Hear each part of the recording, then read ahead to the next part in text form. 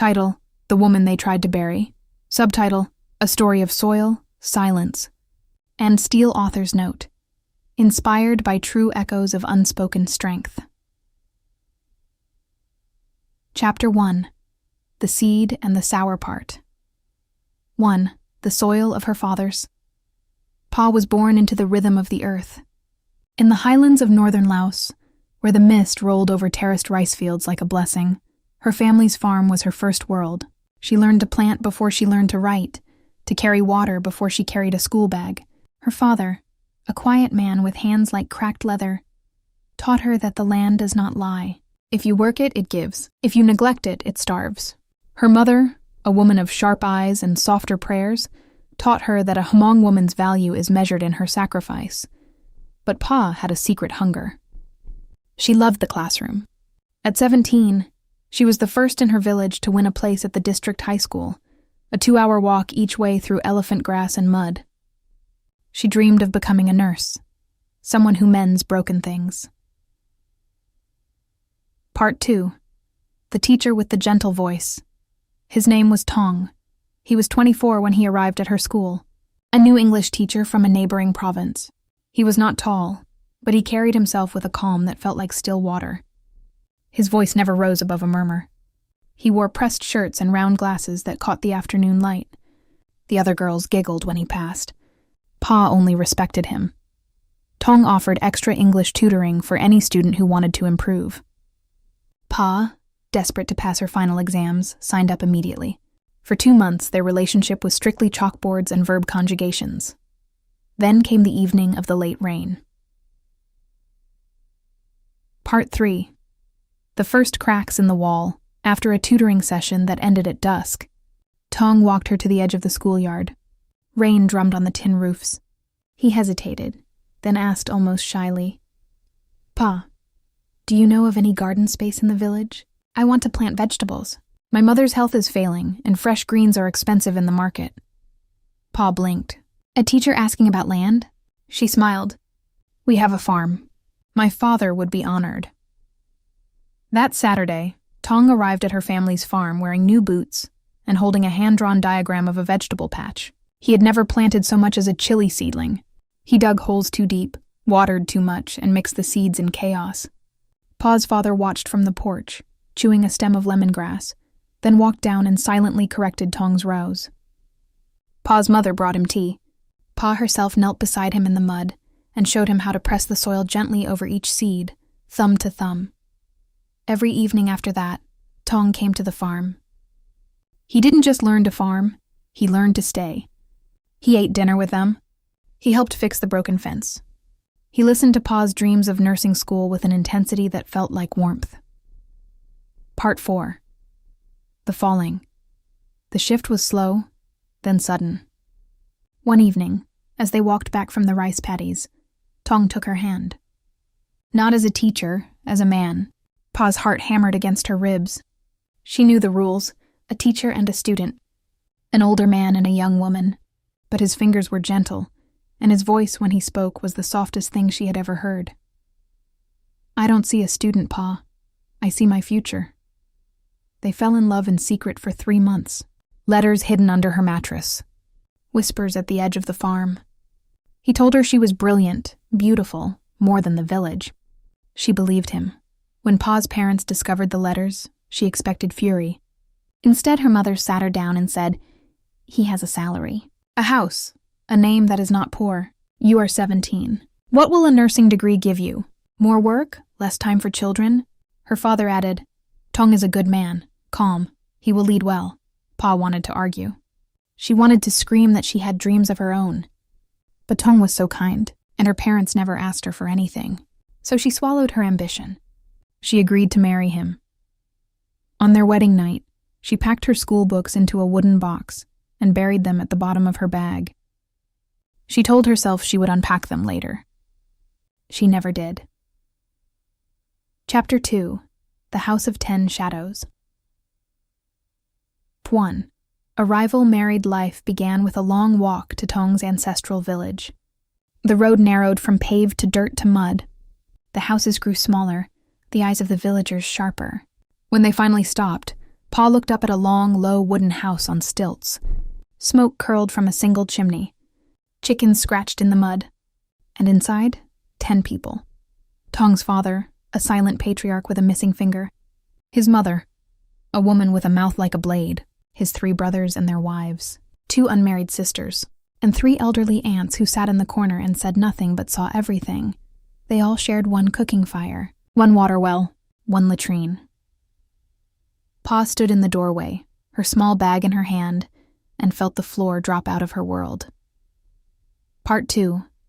The first morning at 3:47 a.m., a hard hand shook her shoulder. Tong's eldest sister, Maisie, stood over her.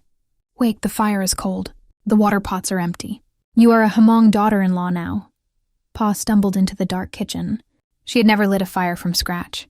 She had never carried a bamboo yoke with 2 heavy water buckets across her shoulders, walking a kilometer to the river. By the time the sun rose, her hands were blistered, her back was screaming, and she had not eaten. She served breakfast to 10 people before she took a single bite.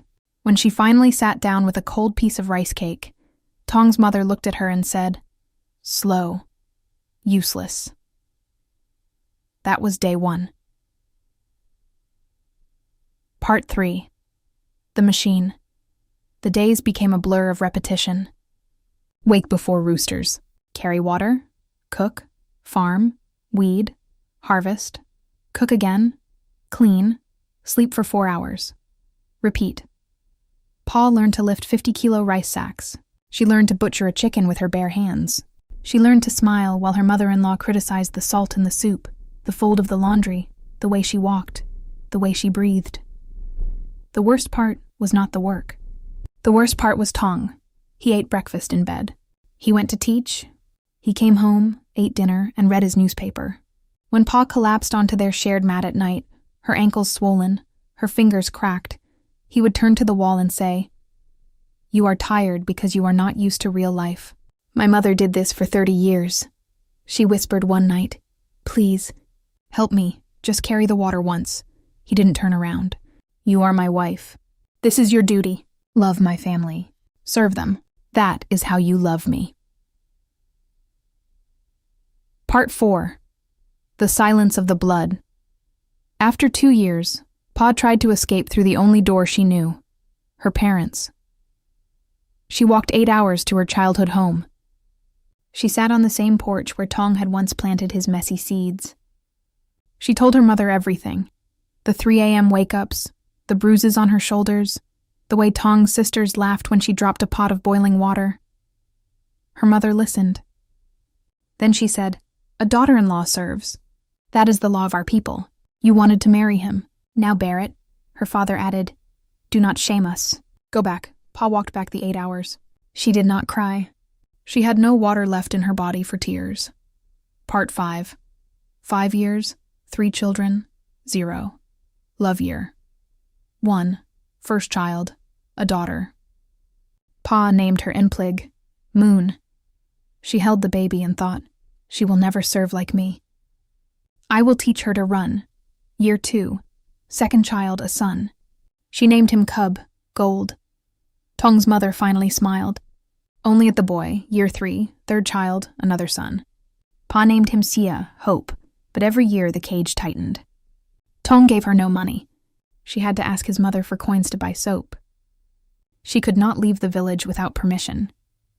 She watched her husband buy a new motorbike while her own sandals were held together with wire. The breaking point came on a night of monsoon rain. Her daughter, nplog, was 4 years old and burning with fever. Pa begged Tong for money to take her to the clinic. He looked at her and said, "It's just a fever. My mother will boil herbs." The child convulsed. Pa carried her daughter through the mud for 2 hours in the dark. At the clinic, a nurse said, "Another hour, she would have died." That night, Pa did not sleep. She sat on the floor of the empty kitchen, her daughter's breathing finally steady, and she looked at her hands. They were no longer the hands of a girl who wanted to be a nurse. They were the hands of a servant, a ghost, a machine. She whispered to the darkness, "No more." Chapter 3. The Divorce That Broke a World Part 1. The declaration the next morning. Pa walked into the main room where the 10 members of Tong's family were eating breakfast. She placed her wedding necklace on the table. The silver clinked against the wood. "I am leaving," she said. "I want nothing. Not the house. Not the rice. Not the buffalo. Only my freedom, silence." Then an explosion. Tong's mother screamed. His sisters laughed. His father stood up so fast his stool fell. Tong himself, calm, always calm, set down his chopsticks and said, "You are nothing without me. You have no education, no money, no family now. Your own parents will disown you." Pa looked at him, really looked. For the first time she saw not a good man, but a small one. A man who had hidden his cruelty inside a gentle voice. "Then I will be nothing," she said, "but I will be nothing alone." Part 2. The aftermath. She walked out with only her 3 children's hands in hers. But Tong's family blocked the path. By Hmong custom, the husband keeps the children. Pa had no legal standing, no money for a lawyer, no advocate. Tong pulled the children back. nplog screamed. Cub cried. Qhia was too young to understand. Pa fell to her knees in the mud, clutching her daughter's arm. But Tong's sisters pried her fingers loose. "You chose to leave," Tong said. "You leave alone." Pa left. She walked to the nearest town with nothing but the clothes on. Pa left. She walked to the nearest town with nothing but the clothes on her back and a single photograph of her children folded into her pocket. Part 3. The exile. For 1 month, Pa slept in a market stall. She washed dishes for a noodle vendor. She collected empty bottles to sell. She did not tell anyone her name or her past. She ate once a day. She lost 15 kilograms. But she did not cry. She told herself, "They want me to die, so I must live twice as hard." 1 month later, a village friend whispered the news. Tong had remarried. A younger woman, pretty. Within 2 weeks, the new wife refused to cook for 3 children who were not hers. She screamed at nplog. She hid food from Cub and Qhia. Tong, who had never lifted a finger to help Pa, now complained to his friends. "My new wife is difficult." Within 3 months, Tong sent all 3 children to his sister in another province, a woman who had her own 6 children and no room for 3 more. Pa heard this from a traveling merchant. That night, she walked 40 kilometers to that province. She arrived at dawn, stood outside the crowded hut, and waited. When her daughter nplog ran out and wrapped her arms around Pa's legs, crying, "Mama, I knew you would come." Pa picked her up, then her 2 sons, and walked away. She did not ask permission. She did not negotiate. She simply took them. Chapter 4. The Forging Part 1. The first year. Rice and rats. They lived in a borrowed shack near a rubber plantation. The roof leaked. The floor was dirt. At night, rats ran over their feet. Pa worked 3 jobs, dawn to noon at a vegetable market, noon to evening cleaning a guest house, and evening sewing Hmong embroidery to sell to tourists. Her children learned to cook rice at age 5. They learned to share 1 bowl. They learned not to cry when hungry because Mama was already crying silently in the dark.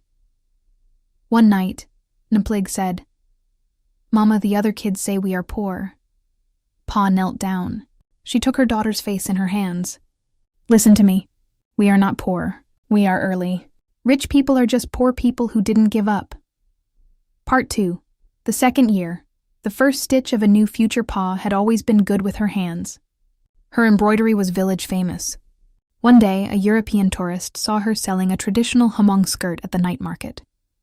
The woman offered 3 times the price if Pa could make 10 more, with specific designs, faster, cleaner. Pa worked through the nights. She taught herself to sew with a machine she bought secondhand, repairing it with rubber bands and prayers. She delivered the 10 skirts in 2 weeks. The tourist ordered 50. That year, Pa saved enough to rent a small shop.